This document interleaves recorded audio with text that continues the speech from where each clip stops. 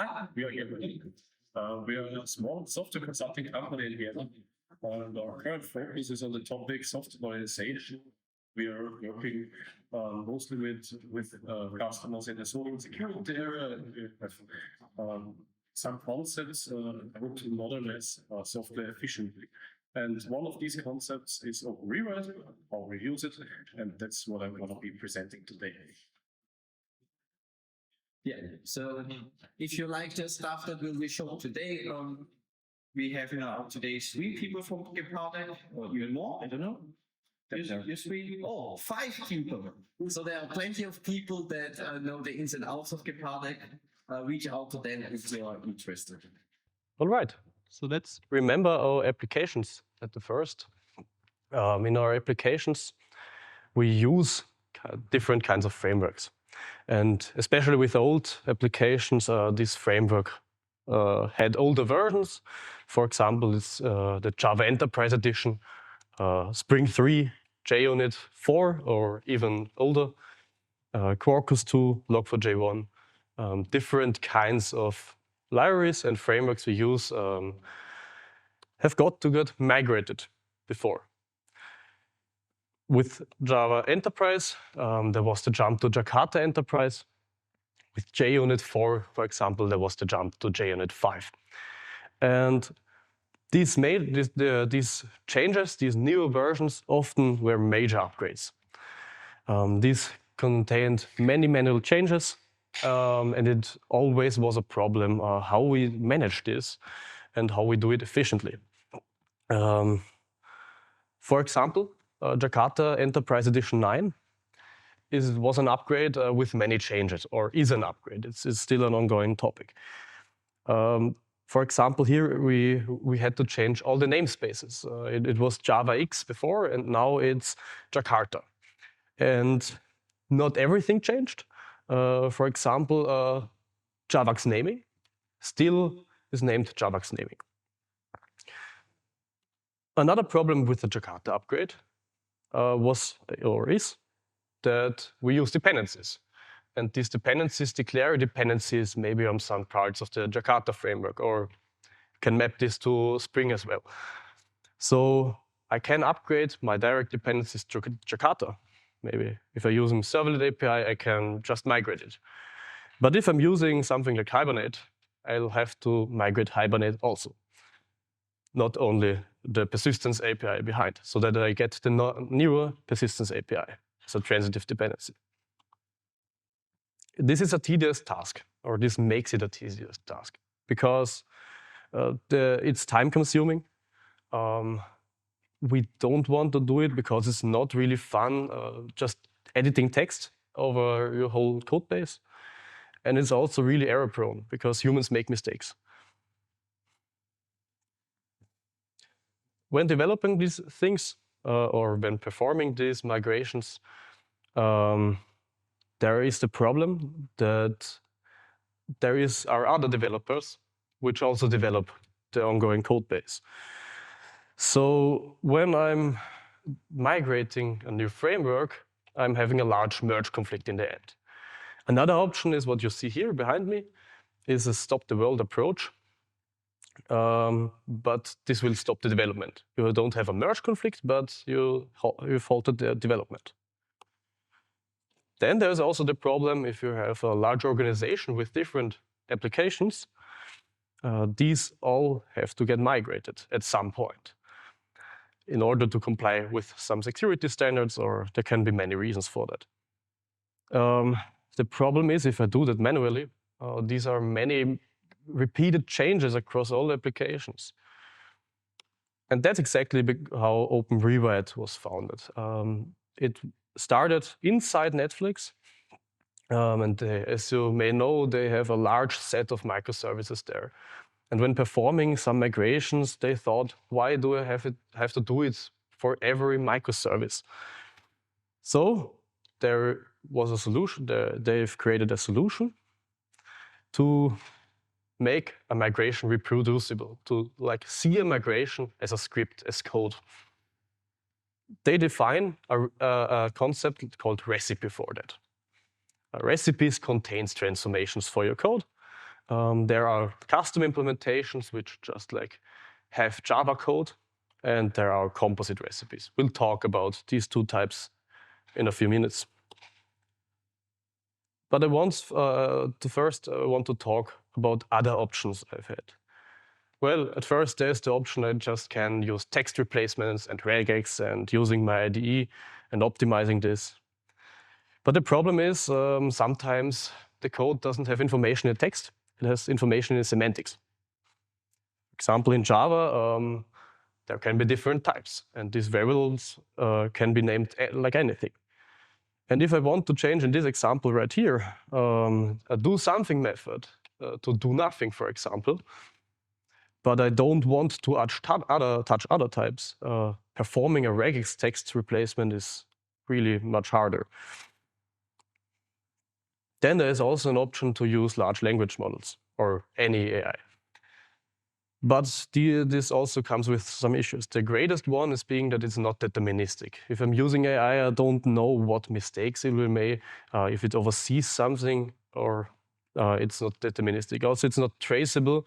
You don't know why actually LLM touched some pieces of code, and they might have made some changes which you don't recognize why it's necessary. And sometimes, in some contexts, it's also not allowed to have a cloud LLM that's hosted in America, used on data that is used by Austrian customers or what country, whatever. Yeah. Also, I wanted to add that LLMs and combining with OpenRewrite is also something that happens. So OpenRewrite does look into it. For example, recommendations to recipes. OpenRewrite supports a wide variety of formats. This is Java and everything around it. It's XML, Groovy, JSON, YAML, properties files. Also, it knows Maven metadata and Gradle metadata. Okay, so now I wanted to show you what a site in the recipe catalog looks like. If I can copy the link. Oh no. I just want to copy this link. Bless you.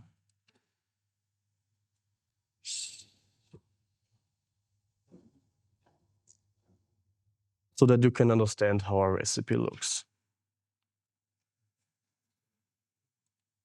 Okay.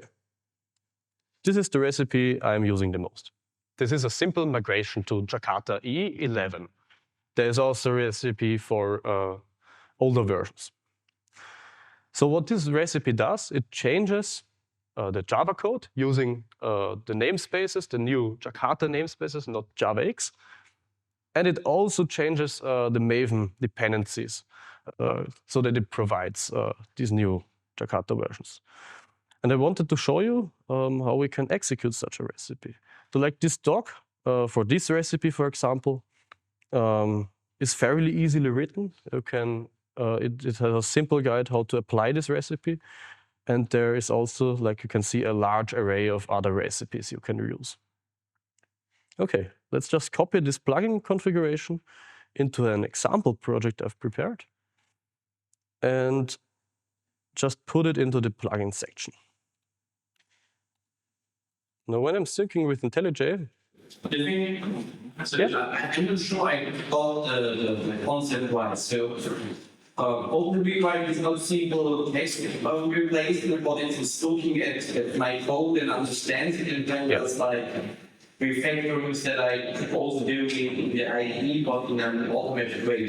Yeah, exactly. Yeah, it can interpret your code based on the Maven imports or the Gradle imports if you're using that, and it knows what types your code has.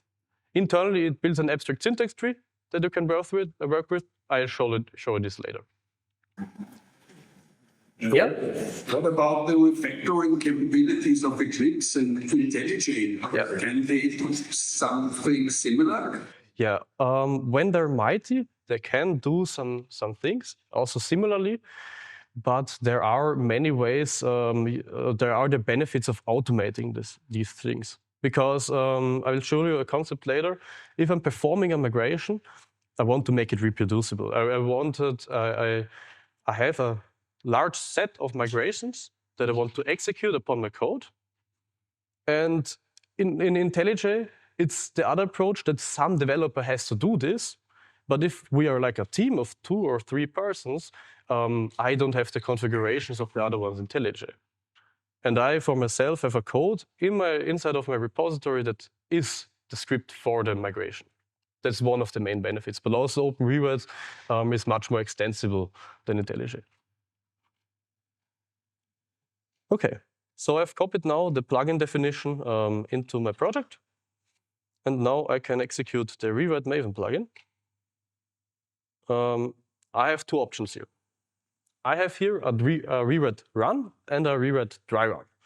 I'll show you the dryRun, but I'll explain you the rewrite run. So what it does, what the difference is, a run just performs the migrations on the code and changes it directly. And the dryRun generates a patch file that you can then apply. I, for myself, favor the dryRun because IntelliJ has a nice support for applying patch files. So I've started the Maven plugin right now. And as you see now in the logs, it already executed. Inside of my target folder, I now got the rewrite patch file. And you see here all these changes. This was the Jakarta EE11 recipe. For example, inside a Java source file, JavaX imports got changed. But also some XML configuration files got changed, like a beans XML, for example. But also some dependencies got changed. Now this one is an outlier. This happens sometimes with these kinds of recipes because it's just a list of dependencies that it wants to change. So now I can add another recipe to my execution to change this version as well. For that, I've prepared another recipe. This is also an official one by OpenRewrite, which changes the dependency group ID and artifact ID. It's the same thing, the documentation is the same thing as before. You have some configuration parameters. The recipe before didn't have some parameters. So with the parameters, you can define what the recipe does. Then also, I can use the usage here because this is the OpenRewrite composite recipe YAML format. So the intention of a composite recipe is just a list of different code transformation recipes that gets executed in the same execution. So I'll just copy this. This is an example configuration. I have to change it for my use case. And I'm going to put it into the root of my project as a file called rewrite.yml. Now, I have this default configuration. Before I use that, I might want to add this Jakarta EE11 recipe as well. So, this YAML format is pretty simple, if IntelliJ allows me. It has a type. This type is always the same. It's just a schema definition. And then I have a name and a display name. The name is how I reference this recipe when I'm executing Maven Rewrite plugin. And the display name is the name for the logging. So in this example, I'm going to call it Gepard Jakarta EE11, because this is some specific migrations for us. And now I have to look at the dependency I wanted to change before. I told you before this dependency didn't get changed in the patch file. So I'm just gonna put it here.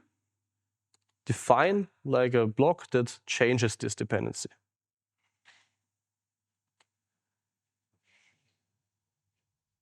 So I'm defining an old group ID, an artifact ID, as well as what it's now called. This will be Jakarta WSRS, because it's just a JBoss specifications for REST API, but it got moved. And I'm gonna put the new artifact ID. It's called, I know this now. It's called Jakarta VS-RS API. New versions, I can just use latest patch. version pattern we don't have to use. And now I can execute the rewrite Maven plugin again. And hopefully it changed the code appropriate to our changes. As you see now, in the logs, it said somewhere in this is just a tree, because composite recipes can also reference other composite recipes, so the logs is shown as a tree. Oh, I still got to reference it in the POM. My new recipe also has to get referenced. No, IntelliJ, come on. Right, now I'm using the new recipe. So it's executing again.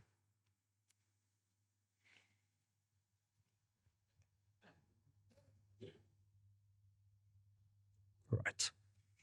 And now hopefully in my new rewrite patch, this other dependency got changed as well. Yeah. So this is not right. I think it's called latest version or something like that, because there's a shorthand. I will look at that right now.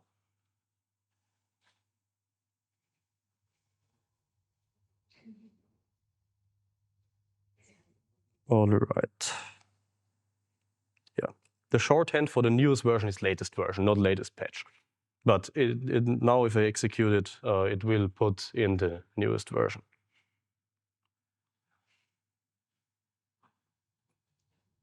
Okay. So to show you this,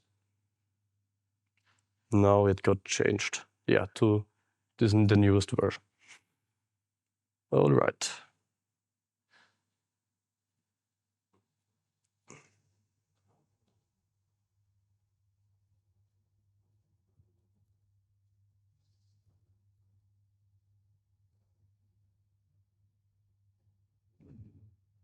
Oh, this is wrong. Okay. Other recipes, for example, are upgrading a dependency, just upgrading a dependency version, not changing a dependency, changing a property value in a properties file or a Maven property, changing a type of or I can just change a class name, or I can just change the type name how a class is referenced, replacing an annotation with another annotation, performing a Jakarta E10 migration and not the Jakarta E11. Also, like there are other framework migrations like SLF4j to log4j. I've shown now a recipe that changes code, but there is also another use case of OpenRewrite. I can use it for impact analysis. Impact analysis is when you are performing a migrations, and I want to look into what will change or how large the scope of a migration will be. Especially if you're working with unknown applications or large applications. There is a concept called data table. Data tables generate a tabular data of your code. It's just a CSV file that's outputted by some kind of recipe. There is a large comprehensive list of data tables. Also, I wanted to note, because I'm using a lot of links in my presentations, at the end you're getting a QR code so that you can use these resources for yourself. Yeah. It's not, a data table is not used to generate some comprehensive metric, but it's used in like kind of per package, per file units. So now I'm gonna show you how to apply a data table recipe.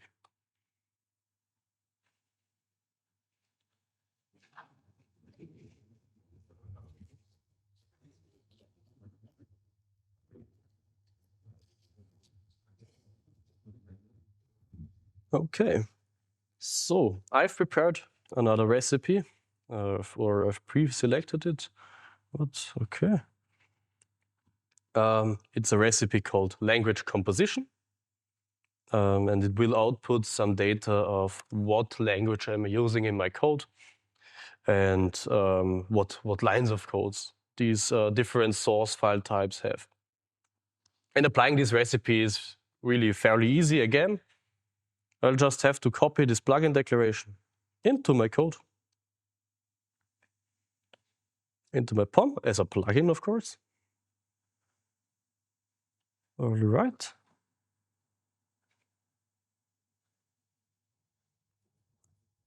Now, I'm using the language composition. I should noted before, these different kind of recipes come in different artifacts.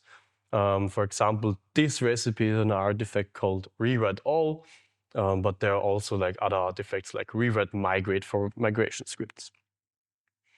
So when I'm executing a rewrite dryRun, again, it will output a data table because I've used this flag, this export data tables true flag. If I'm not using that, I won't get any CSV data outputted. So now I got the folder, data tables. I've executed this before. It just stores the CSV files with a timestamp. So today we got this. Now, there are some default data tables, like recipe run stats. Because I've only executed one recipe, it only shows a recipe, language composition. But it also shows me some stats. How many source file did it touch? Or how long did it take? Or stuff like that. It's kind of like a performance metric for using recipes. But then, more interestingly, there is the data that got outputted by the recipe. And this is a language composition per file, per folder, per repository. For example, per folder, it shows me now I'm having a source main, of course, that uses Java.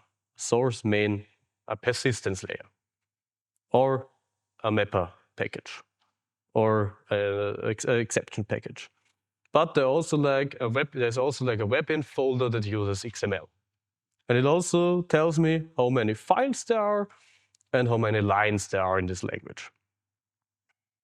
This is just one example of a data table recipe. There is the other link in this presentation is called Recipes with Data Tables. And this is a large comprehensive list of different recipes that can generate some kind of tabular data about your code.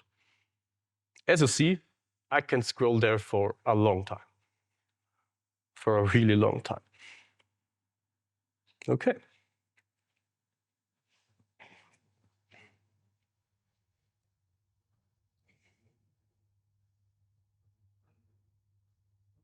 Oh, just need 1 minute. It's there again.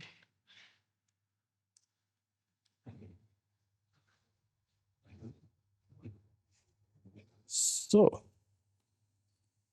now I want to get a little bit more into how we perform some large framework migrations using OpenRewrite. For my example, the example I've worked the most with is the Jakarta migration. That's why I talked before about it. So the migration from JavaX namespace to Jakarta namespace. Now the main benefit with the approach I'm going to tell you now is that it's a transformer style approach. Before I've talked about stopping the world or having a large merge conflict when performing a migration. With this, I can just write a recipe, a large recipe. You can view that as some kind of script. And I can always pull the new developed code and see if something changed and just encompass that into my recipe. So the goal is that in the end, there is a time when I'm going to execute the recipe on all of my code and perform the migration in once. If there is a new version, I can merge it again and I can change it. But I never touch the real code. I'm just touching a script. And that's the transformer approach. Because it allows me to having development aside from migrating, really efficient. there are some kind of prerequisites that I have to do before. Because I'm touching code in an automated style, I'm gonna worry about transitive dependencies. If I'm using transitive dependencies in my code that isn't declared as a dependency, OpenRewrite can touch it because it's not there. You can't perform a new migration of a dependency. This is one smaller issue. But also, we have to ensure a good test coverage. Because I'm performing many many automated changes upon my code, I have to ensure that all of these changes are valid and all tests are good. So if there's a bad test coverage, you can't really trust these changes. But that's also with a manual migration as well, these prerequisites. Then there is also a cleanup you can do.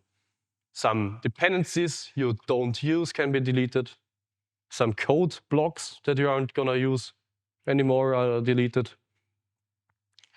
If you have module references that shouldn't be there, in the worst case, a cyclic dependency or something like that, that really also largens the effort. You want to have some kind of isolated parts, and you want to ease automated migration before touching the code really. So our approach is to slice a migration into 4 phases. This is compile, so when my Maven or Gradle build successfully builds my code. These are unit tests, when all of my unit tests run green. These are deployments.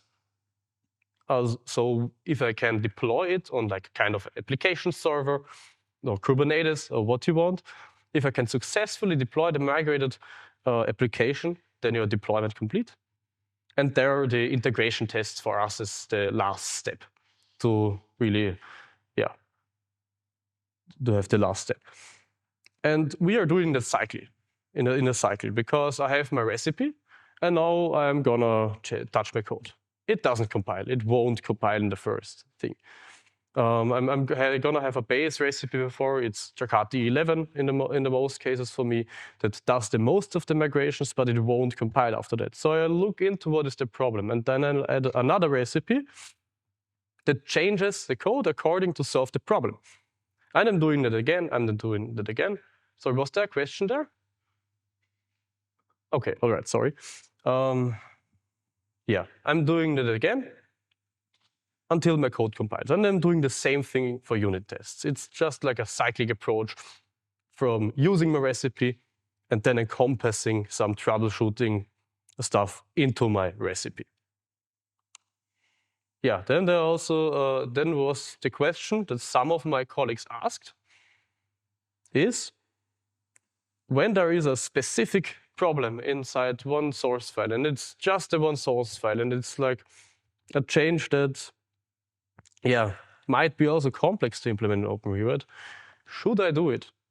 My answer is yeah, because it's not too much of a hassle, because OpenRewrite can still execute recipes like a find and replace, or you can replace entire files. So there is also a text replacement category in OpenRewrite that you can use. You don't have to write a dynamic recipe for each case or use it. Okay, so now we've gotten the simple part. Writing, yeah? Sorry, so the workflow is kind of getting the OpenRewrite and then finding out which recipes you need, and that's why you take longer than just like apply it once and then go and check it afterwards. So yeah, exactly. So I'm just fixing errors and putting them in my recipe. Fixing the next error, putting into my recipe. So that can be sometimes feel like more effort, but in the end, it will really it's really nice if you did that, because you just have one click and the whole migration is performed. One more thing. Yeah. Like, is there a way to like check off sections of code where I'm sure it's done? Yeah, there is also a way you can ignore source files. Oh, yeah. Or there is also the mechanism to put like filters before recipes. that I can also say like files that end with repository.java are not touched. There are ways like this also. These filters can also have logic. Yeah. So, could I want to migrate from one unit example to another rewrite? You could do that, yeah. It can be a little bit hard, but you can do that. And the section custom recipes is, I'm showing you an example where we did kind of like that.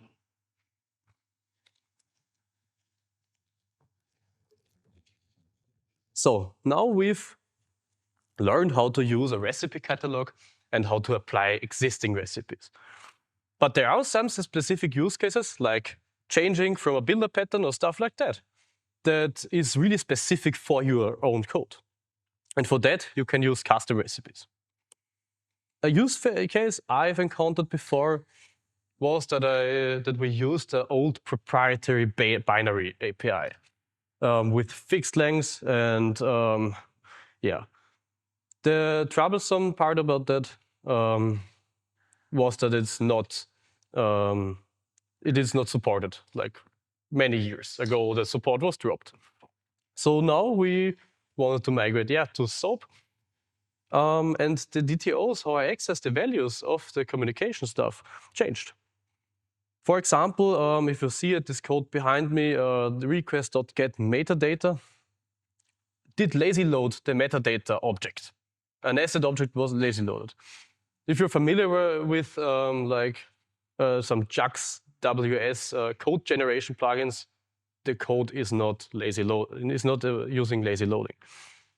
There are also some other changes we had to use, like using an object factory to initialize every XML element, that it has the right namespace and stuff like that. So the code, it got more complex, but it also got more up to date. And this is a use case we've solved with custom recipes. Now, these are fairly complex use cases. The recipe I've written for this is really long and comprehensive, but I'm going to show you a simple example. Before, I want to talk about how it works a bit. So OpenRewrite generates a thing about the code that's called LST. LST stands for lossless semantics tree. You might be familiar to the concept of abstract syntax tree, short AST. This is like this a similar concept, but it's called lossless semantics tree because lossless, no formatting is lost. Some other tools of code transformation, like code transformation tools, throw away your comments and your white spaces and get it all mixed up. Yeah. Does this mean that lossless semantics tree keeps, for example, comments or so, what is not in an AST? There can be an AST that has comments, but OpenRewrite chose to name it LST because many products that were there before didn't use an AST that stored comments. Okay, semantic is the more important part. I've talked before that OpenRewrite understands what are the types of my code, where does it come from, and stuff like that. This is the semantic part. OpenRewrite attributes a type model for every node in the LST, and these types are getting OpenRewrite got from Maven and Gradle dependencies. Yeah, and the T just stands for tree. So behind me, there is a LST for a system out println hello world application. It's just a hello world application. You see at the top, it is inside a class that's called main. It's a public class. Then I have a method declaration. This is my main method. And then I have method invocations. In this part is the system out println call is a method invocation. And then below that, I have literals and stuff like that. So what OpenRewrite does now, and every recipe you can use from OpenRewrite, is implementing a visitor inside a visitor pattern. OpenRewrite is really just a large runtime for executing visitors upon code. So it iterates through all of the LSTs of your code. you can add more or less visitors to the execution. And one visitor method may implement one or many visit methods. Now the visitor pattern got created because you don't want to get logic inside the data elements that get touched. You wanted to separate that and to kind of have an external element performing some kind of changes, and the data element just calls the external element. This external element is the visitor. And a recipe is just a collection of visitors or one visitor. So now let's write a recipe.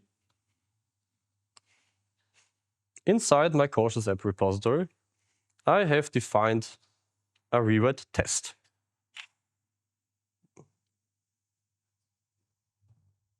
Oops, I just have to. Why did it lose the version control? Just a minute, please.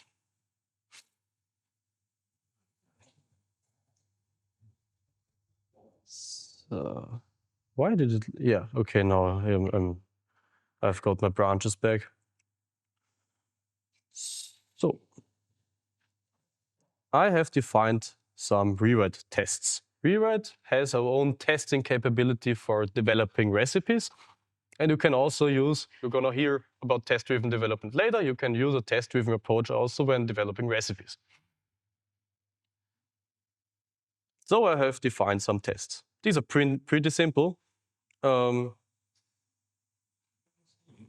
Sorry.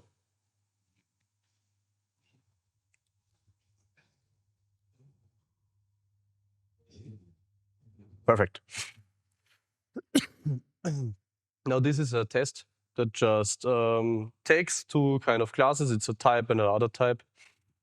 I have to define these classes because OpenRewrite needs some kind of stubs to know what's the types used in the code. And now I have just a test in a before and after kind of style. So I have a test method with a do something call, and I want to change it to do nothing, but only if I'm using type. Down there, this is a similar example to I've shown at the beginning. If this is another type, another call, if it isn't do something, but it's do anything, you don't want to replace it. And also, if there is another type called other type used, you also don't want to replace it. You just want to replace it when encountering a type object. Right. So, we are now defining a recipe.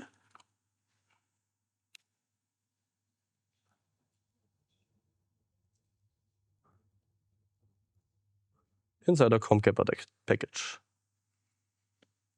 And it's called just change to something to do nothing. Every recipe extends a class called, no, Copilot, don't spoil us, extends a class called recipe. And you're going to implement some methods, of course. It's the same kind of metadata that we have used in the composite recipes before. It's a display name. We can just make it easy, just copy it. And the description here, change to something. You can be more creative than I am with this. But the key point of a recipe is the visitor, get visitor. There are different kinds of visitors you can implement. For Java files, it's the Java ISO visitor. Normally,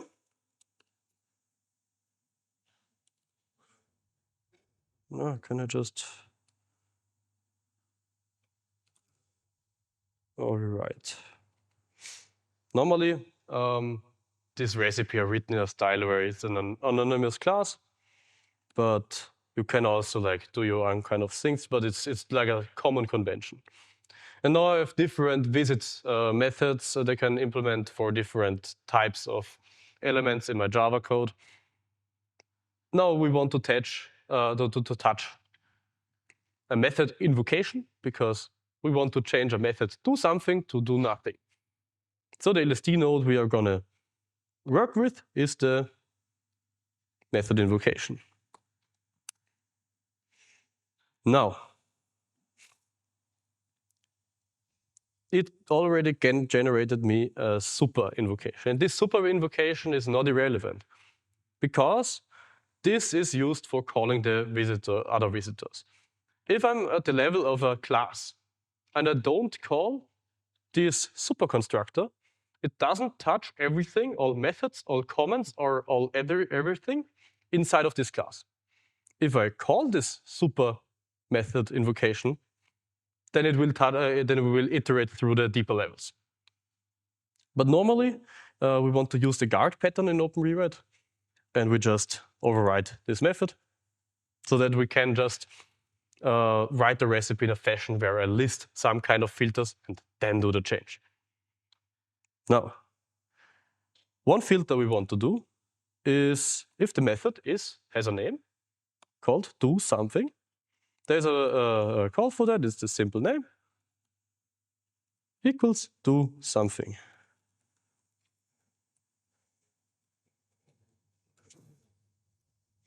Right.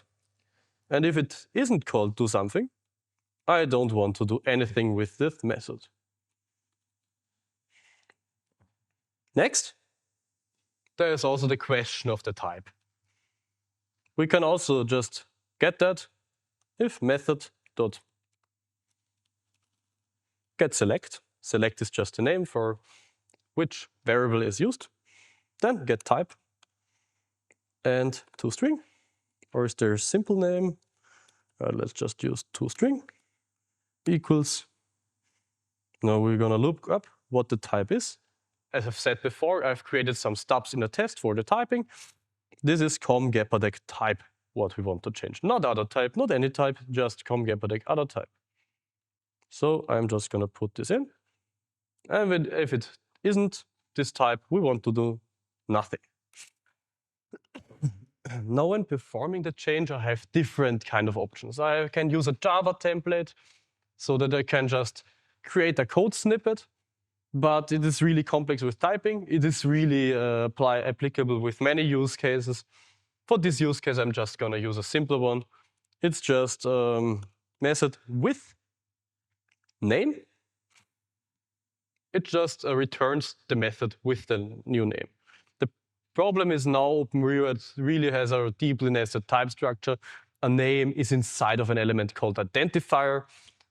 So in this case, it's a little bit ugly, but we have to get the identifier, or ID. Oh, no, sorry, it's called name, but it is an identifier. And with the simple name, and it's called do nothing. So I'm going to create a new method that uses the simple name do nothing, but everything else isn't changed here. Okay. Now let's look if I have done everything correctly. Now I'm gonna define the recipe here inside of my test in the defaults method. All right. And let's run it. And hopefully all tests are gonna get green. Missing return statement.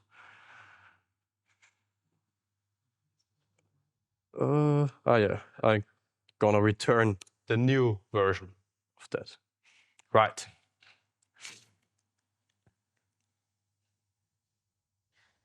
Okay. Yeah, and this is a kind of lame thing about OpenRewrite. All these tests failed because the description didn't end with a point.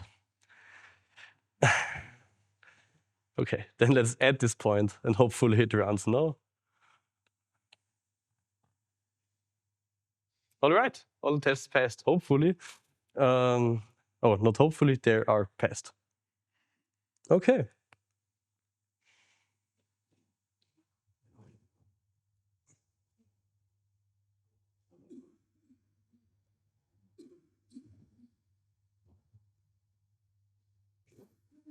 So I've shown you now how to write a simple custom recipe. This is a topic that is you can dive really deep into. It can be really complex to write this kind of recipe. For the use case I've told you before, this migration from an old binary protocol to this new SOAP kind of initialization of DTOs, I've used a concept that's called scanning recipe. I'm not going to show you that. It's really a little bit complicated, but in the concept is simple. You slice the OpenRewrite execution into 3 phases. These are called scan, generate, and visit. Now for this use case, I didn't use the generate phase. Generate is used for creating some new source files, and I didn't have to do that here.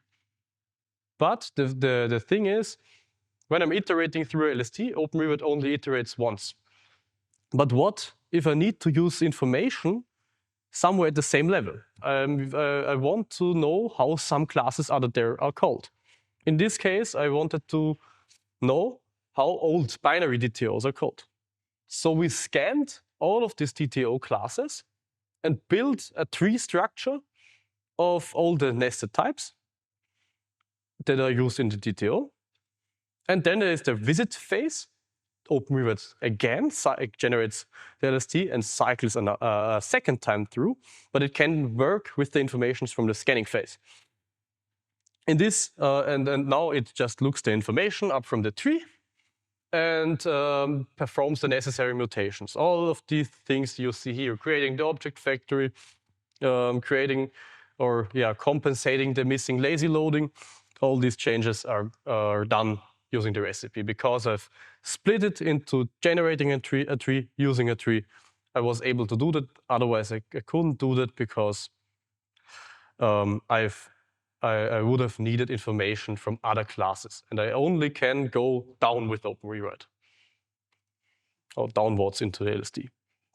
Now, there are some quality criteria for writing a good recipe.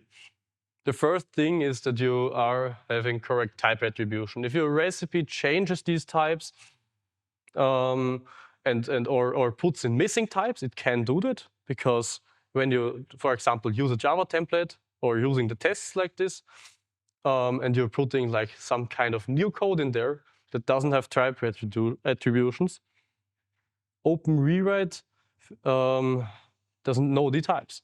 And some other recipes executed after my recipe can fail because of that. Then there's also the thing of idempotency. I've talked before, we want to have like this cyclic approach. And sometimes I want to apply the changes now in order to see the next bug fix I have to make.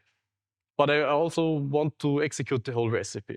If it's not idempotent, it performs changes double or a third time or something like that, and we have wrong code sometimes. And there is also the third criteria of atomicity, because recipes can grow complex really fast. Yeah, these are some resources for learning how to write recipes, because it's a bit of a headache, and there is not that kind of good documentation. It has a steep learning curve, but it's useful for some use cases. These links are OpenRewrite docs, our YouTube playlist from the official company from OpenRewrite. There is a public instance from the paid version of OpenRewrite. And there's also a OpenRewrite Slack channel. But if you scan the QR code, you can access these links. So the last section is how to share recipes. There's 2 kind of sides of this.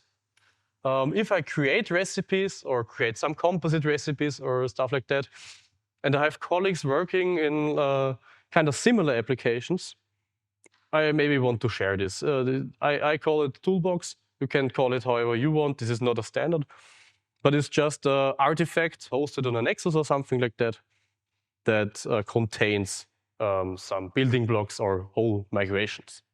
Other devs can access the recipes from me or from somebody else here. It's just a place for sharing recipes. The more interesting part is the library-oriented part.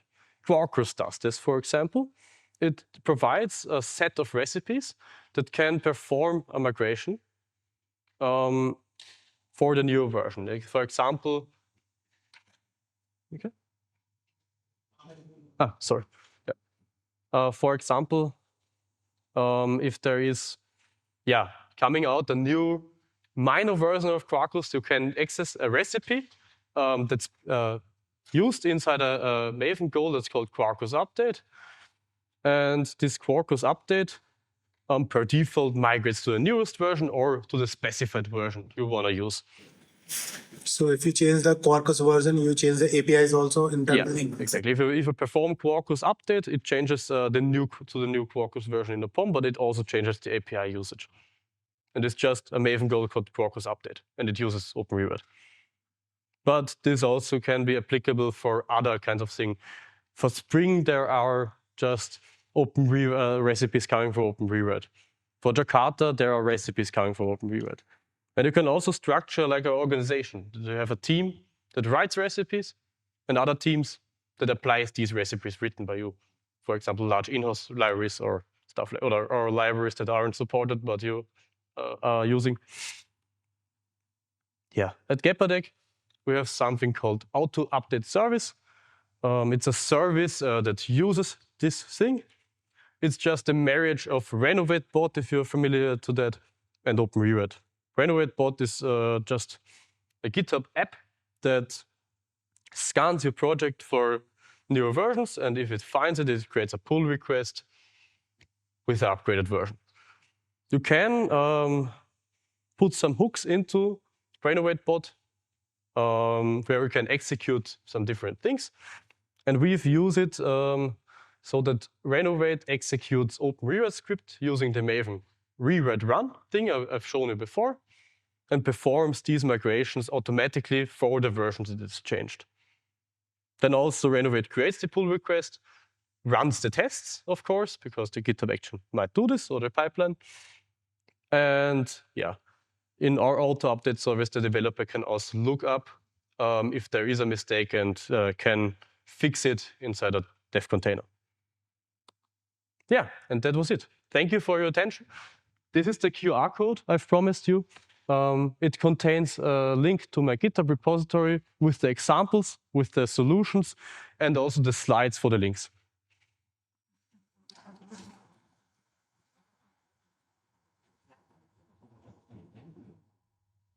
Yeah? It's called OpenRewrite. Yeah. Is it open source? Yeah. And the source is at GitHub? Yeah, the sources are accessible at GitHub. Which license does it have?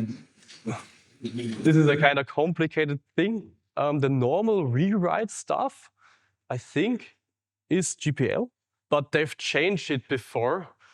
I think some things like the Jakarta EE10 migration has its own license. You can still extend it, but it's so that it's not used by giants like Amazon or stuff like that. But they have their own license that they don't use for all of their repositories. It's a bit complicated. But like a year before, it was GPL. Any other questions? Yeah. How up to date is the Java? Is there any solution where Java introduces new language features and syntaxes? How we're doing it for OpenRewrite? Yeah. OpenRewrite is really fast about that. I think, but it hooks to the LTS versions. I think OpenRewrite support for Java 21 is definitely there. Yeah. Then you. In your experience for technology, how much is covered by existing recipes and how much do you have to do with your custom recipes? Sorry, I forgot that I have to repeat the questions. Yeah, the question was what is the balance between using composite recipe and custom recipes? Yeah, most of the recipes are composite recipes, but every now and then, like every 30th or something like that, has some kind of special use case, some kind of semantic changing things that I have to do a custom recipe. But the goal is to use as much composite recipes as possible, of course. What was the question? Yeah.